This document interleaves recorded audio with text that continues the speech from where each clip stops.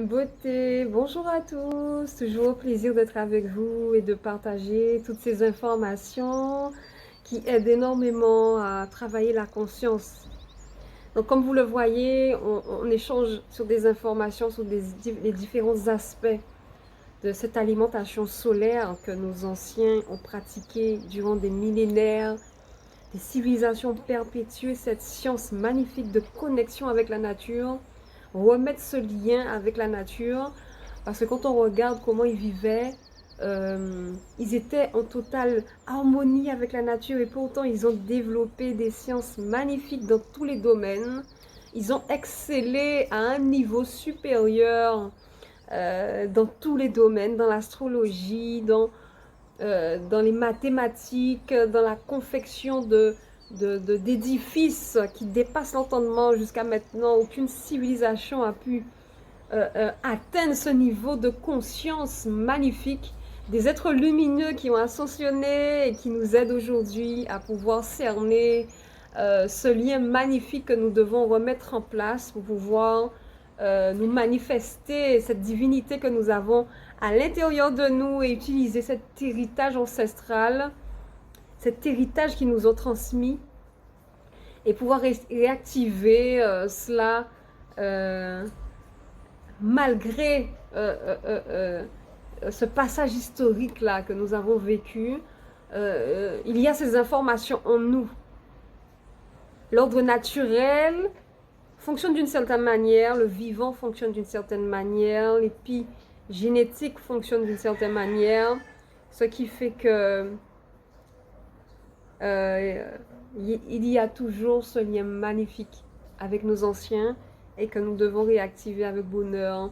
Donc concernant l'alimentation solaire, il est clair que c'est la conscience qu'il faut travailler. Il faut commencer à travailler notre conscience.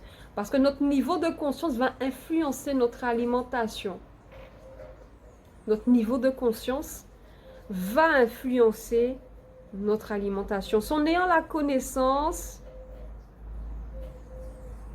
et pouvoir comprendre, se questionner, avoir l'esprit critique, se poser des questions, cela va nous aider à mieux cerner les enjeux de ce concept de ce besoin de se nourrir, comment ça se passe, comment faire et comment faire, quoi faire. Et cela passe par une connexion, une reconnexion à soi. C'est-à-dire que c'est nous-mêmes à travers notre connaissance. C'est pour ça qu'il est important d'avoir les outils nécessaires qui vont nous apporter la connaissance, être en immersion connecter avec des êtres qui dégagent des informations qui nous parlent, qui éveillent notre conscience, qui nous aident à mieux comprendre justement cette voie sur laquelle on veut être. Donc c'est être à l'écoute, écouter, comprendre, analyser, poser des questions, se poser des questions, comprendre. Parce que je peux prendre un exemple. On peut prendre un exemple simple, mais à travers, déjà avant de prendre l'exemple, il est important quand même de soulever ce passage de notre histoire où il y a eu en fait l'esclavage, la colonisation, mais de manière très brutale et violente.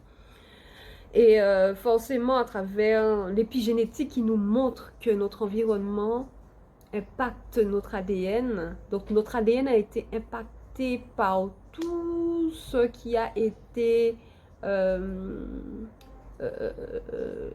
toute on va dire toute cet échange, cette interaction avec notre environnement, avec tous ces êtres ont modifié en fait nos programmes internes. Donc il y a eu infiltration d'informations inadaptées à notre fonctionnement, à notre mode de vie. Et cela a modifier notre ADN, notre comportement, notre mode de vie, notre alimentation, notre perception de la vie, la manière dont nous devons être en couple, la manière dont nous devons élever nos enfants, la manière dont nous devons fonctionner en communauté, la manière dont nous devons être en relation avec la nature. Tout cela a été en fait déstructuré.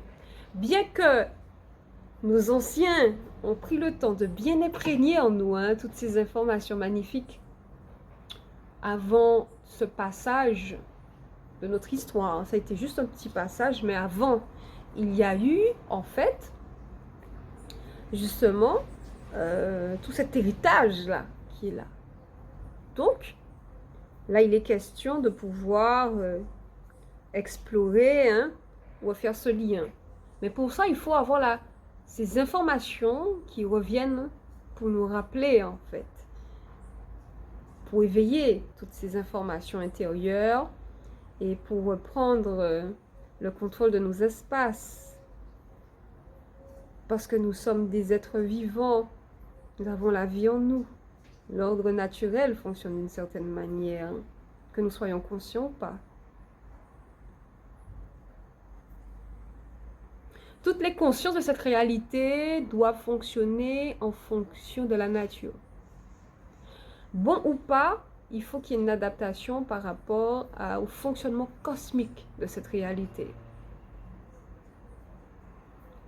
Donc du coup, l'exemple que je voulais prendre, par exemple, et qui aujourd'hui, on fonctionne avec un certain programme, mais au temps de nos anciens, si on ramenait cet exemple-là, autant les anciens étaient en harmonie avec la nature, mais ce serait dit, mais waouh, mais ils sont fous. Alors, concernant, oui, j'ai fait une vidéo dessus, là, juste un exemple, tout simple, parce qu'on utilise beaucoup les œufs dans tout ce qu'on fait. Les œufs par-ci, les œufs par-là, les œufs en haut, les œufs à droite, à gauche, à droite. Dans tous les sens du terme, il y a des œufs partout, en fait. C'est clair qu'il y a eu cette valorisation du goût. On doit passer par le goût. C'est clair que c'est intéressant de manger où on a le goût, mais un aliment, c'est une conscience, c'est une entité. Et les anciens avaient maîtrisé cette perception de la vie où tout ce que nous avons autour de nous, ce sont des consciences, des entités, des énergies qui interagissent entre nous. Nous interagissons entre nous. Et les animaux, ce sont des consciences, ce sont des entités, ce sont des énergies qui, eux aussi, ont leur cadre. Donc, quand on utilise, on exploite, là, on est entré dans l'exploitation des poules, ce qu'on appelle, l'animal qu'on appelle poule. Exploitation. Elle fait ses œufs, tous ces œufs sont repris pour pouvoir nourrir l'être humain dans une chaîne industrielle, sans état d'âme. Alors que l'humain aussi enfante. Comme la poule, elle enfante. Elle enfante ses œufs pour pouvoir avoir ses petits et faire sa génération, mettre en place sa génération aussi. Alors, l'être humain vient et puis récupère tout ça pour manger. Et elle a plus petit. Donc, elle se fait constamment comme ça. Elle fait des œufs constamment comme ça. Elle fait des œufs. Alors que si on récupère les petits des êtres humains et on le prend pour aller faire la nourriture, sans état d'âme, il y a d'autres êtres qui font ça, ben ça sera mal perçu. Ça sera mal perçu, ça sera vraiment pour la femme même, ça sera un outrage à sa fécondation, à sa vie même. Quand on regarde même durant l'esclavage, c'était dur. Quand on prenait les enfants, on partait avec. C'était dur, hein. Et là, on le fait pareil avec la poule. Une chaîne de destruction nuisible, sans état d'âme. Alors, qu'est-ce que vous en pensez de cela? Donnez-moi votre avis, parce que c'est très important d'échanger aussi. Qu'est-ce que vous en pensez?